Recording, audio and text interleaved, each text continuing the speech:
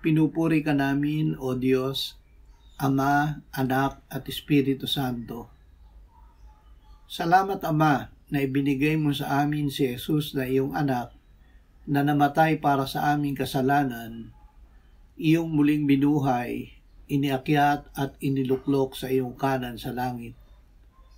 Salamat na ibinigay mo sa amin ang iyong banal na Espiritu, at sa pamamagitan niya ay ibinuhos mo ang iyong pag-ibig sa aming puso.